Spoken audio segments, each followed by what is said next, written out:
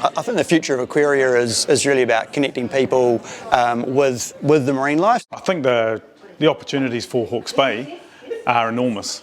Look, the imperative for me is to really create an environment that tells our Indigenous stories, not only for our Māori people, but for all of our Indigenous families that live around the Pacific Rim and those that we have genealogical connections to across the Pacific. I would like to see under the water.